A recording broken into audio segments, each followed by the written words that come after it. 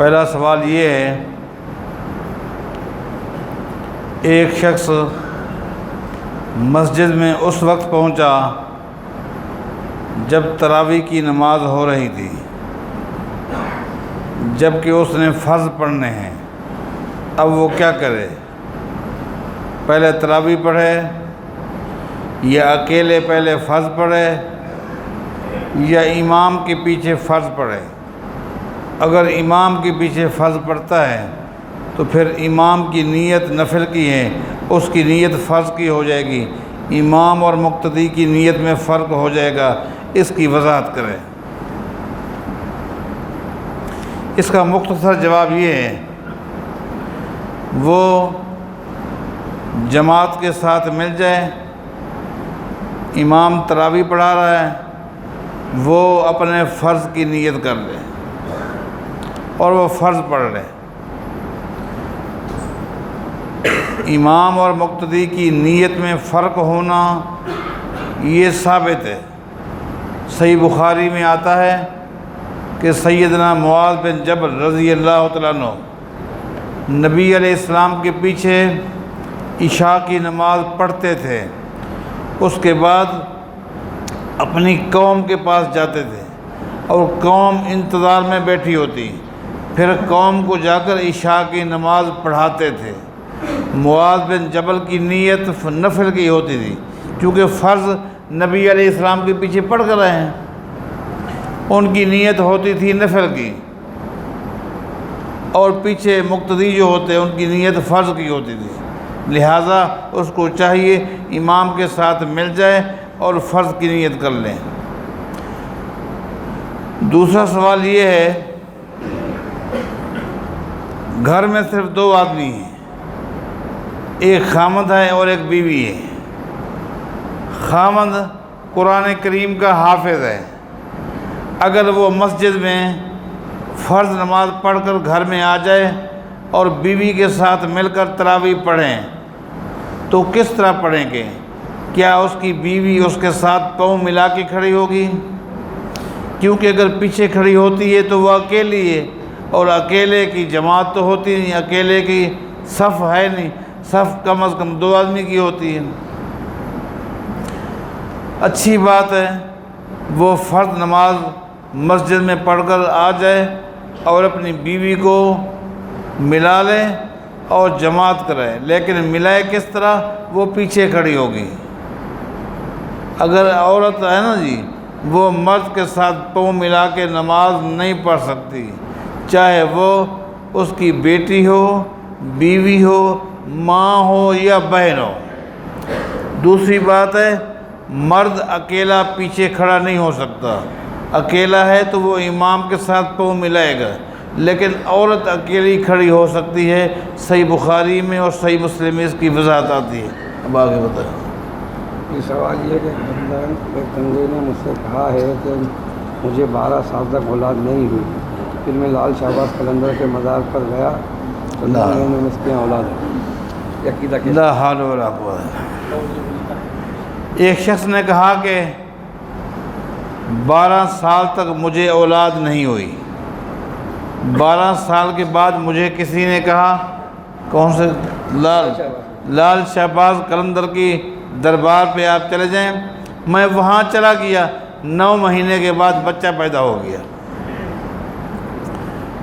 دیکھیں اللہ کے قرآن نے واضح کہہ دی ہے، نولہ ما تولی ونصلہ جہنم وساءت مصیرا۔ دنیا میں جو جس طرف جائے گا ہم ڈھیل دیتے جائیں گے۔ اللہ فرماتا ہے دنیا میں جو جس طرف جائے گا ہم ڈھیل دیتے جائیں گے، لیکن سن لے اس کا ٹھکانہ جہنم ہے۔ یہ ایک امتحان تھا، جس امتحان میں یہ بندہ فیل ہو گیا، یہ فیل ہو گیا۔ اولاد دینا قرآن نے واضح کہا، جس کو چاہے بیٹیاں دے، جس کو چاہے بیٹے دے، جس کو چاہے دونوں دے، جس کو چاہے کچھ نہ دے، یہ معاملہ اس کے ہاتھ میں۔ اولاد دینا نہ دینا اس کا کام ہے، اللہ نے اس کا امتحان لیا اور وہ اس امتحان میں فیل ہو گئی۔ وطر کے بعد کوئی نماز نہیں ہے، تو پھر عشاء کی ترتیب یوں کیوں ہے کہ 4 سنت، 4 فرض، 2 سنت، 2 نفل، 3 وطر، 2 نفل؟ یہ سوال ہے کہ یہ جو کہا جاتا ہے کہ رات کی آخری نماز وطر ہے، تو پھر عشاء کی نماز جو بتائی جاتی ہے اتنے فرض، اتنی سنتیں، اتنے نفل، اتنے وطر، پھر بعد میں 2 نفل ہے نا جی؟ تو یہ بعد کے 2 نفل کیسے ہیں؟ نبی علیہ الصلوۃ والسلام وطروں کے بعد 2 رکعتیں پڑھتے تھے، آپ سے ثابت ہے، لیکن آپ کا حکم کیا ہے؟ حکم یہ اجعلوا آخر صلاتکم اللیل الوطر، لوگو تمہاری رات کی آخری نماز وطر ہونی چاہیے۔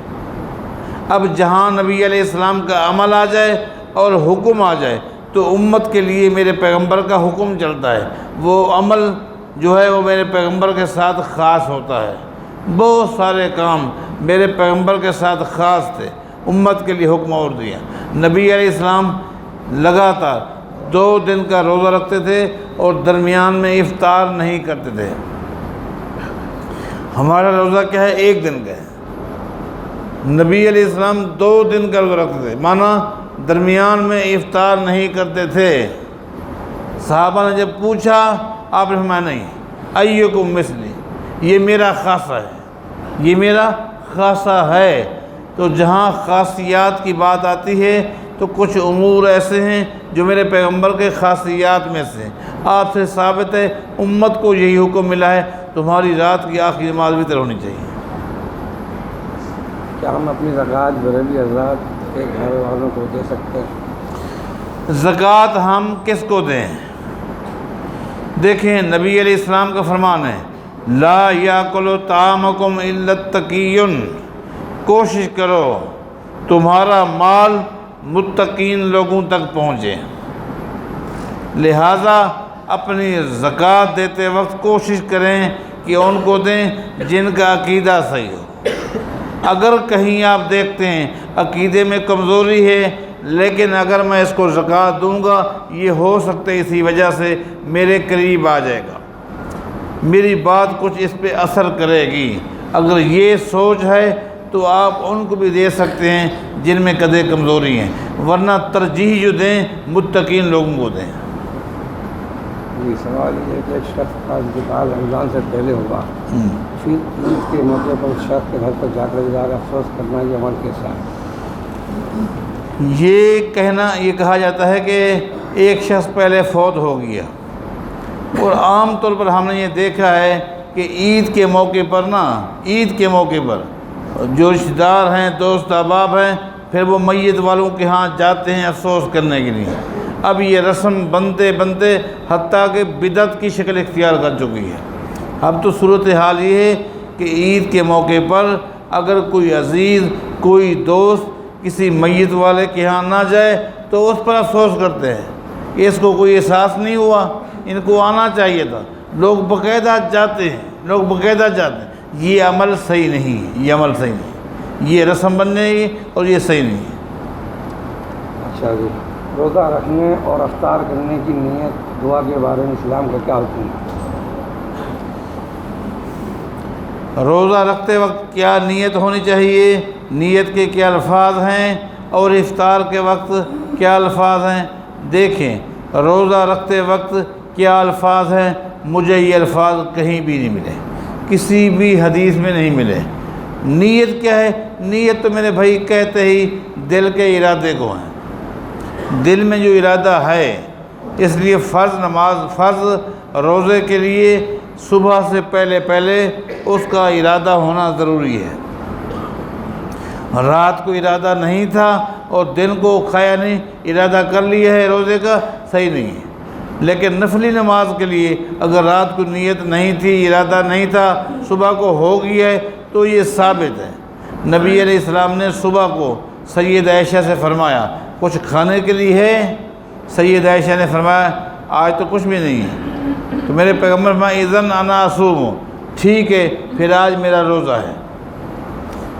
کھانا منگوایا، مانا روزے کی نیت نہیں تھی، کھانا نہیں تھا، آپ نے فرمایا چلو پھر ہمارا آج روزہ ہے۔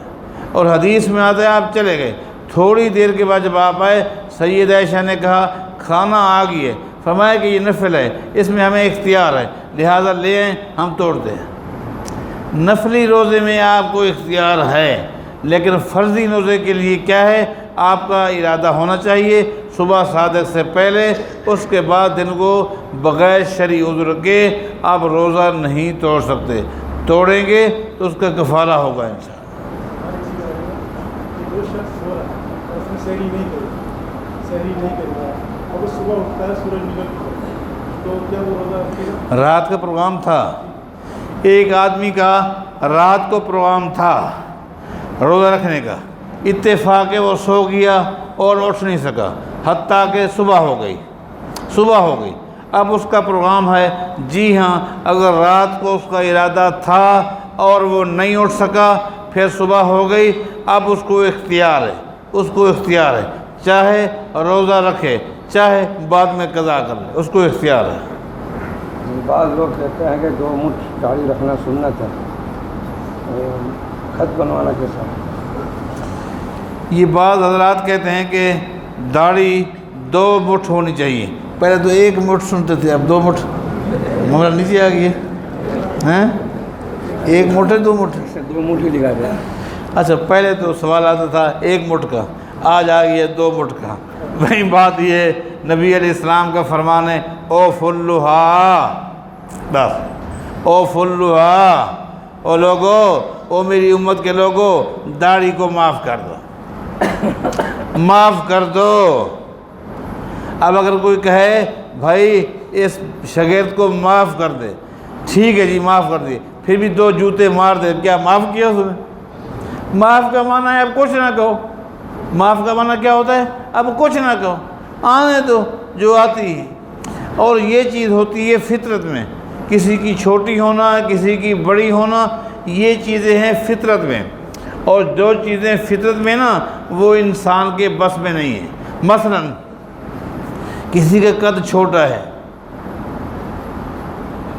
بیٹے کا قد لمبا ہے، اور کوئی اگر کہے کہ نہیں اس کا قد چھوٹا کرو، یہ تو شریعت سے اوپر چلا گیا، یہ فطرت ہے۔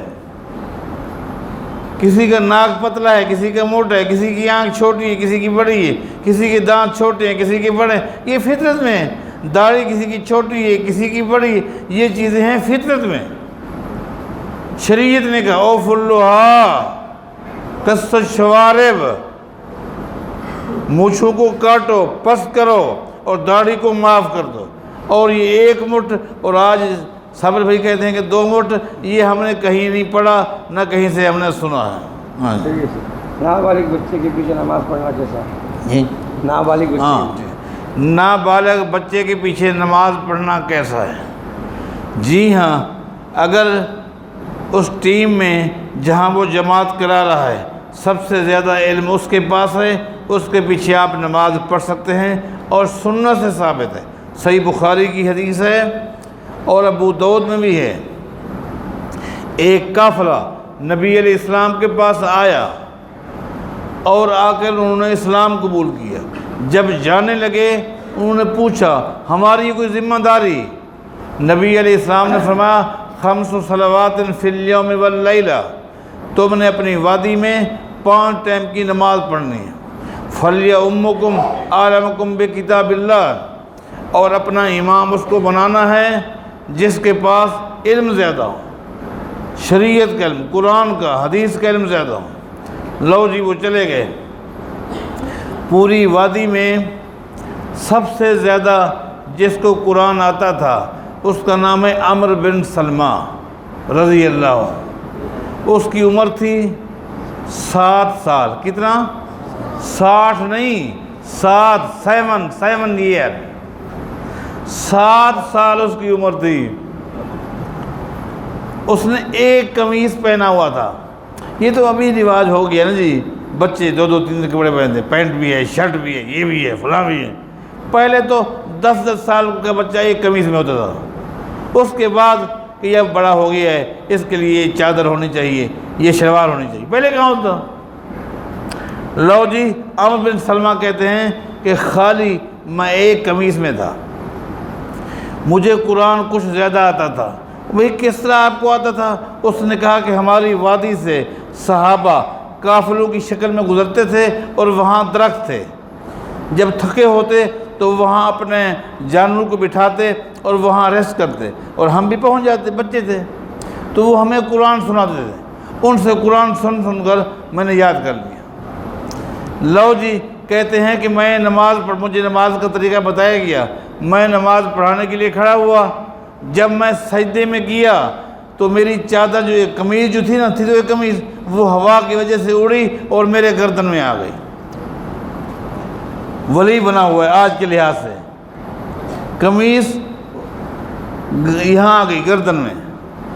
اچھا، محلے کی عورتیں دیکھ رہی تھیں کہ آج لوگ نماز پڑھ رہے ہیں، دیکھیں پہلی نماز تھی نا جی، کس طرح پڑھ رہے ہیں۔ جب انہوں نے دیکھا کہ امام صاحب تو سجدے میں ہیں اور قمیض یہاں ہے، چادر تھی نہیں، شلوار تھی نہیں، عورتوں نے زور سے آواز لگائی، ابو داؤد میں آتا ہے، اور تو نے کہا وارو انا عورت کاریکم، اور لوگوں اپنے قاری صاحب کے کپڑے تو صحیح کرو۔ جب نماز پڑھائی تو پھر مسجد والوں نے کہا ہم مل کے چندہ کرتے ہیں اور قاری صاحب کے لیے نا یمن سے ایک چادر منگواتے ہیں۔ اس سے پتہ چلا امام صاحب کے لیے چندہ جائز ہے، چندہ اور جمع کر کے اس کے کھانے کا پینے کا، حالانکہ آج سے پہلے یہ کسی کا بیٹا تھا، کسی کا پوتا تھا، نمازیوں کو فکر نہیں تھی، آج فکر یوں ہو گئی وہ امام بن گیا، امام بن گیا، اور چادر منگوائی گئی یمن سے۔ تو عامر بن سلمہ کہتے ہیں جب میں نے چادر پہنی اتنا خوشی ہوئی، میں اپنی خوشی کا اظہار بھی نہیں کر سکتا تھا۔ تو نابالغ بچہ اس کے پاس اگر علم ہے تو وہ امام بن سکتا ہے، حدیث ثابت ہے۔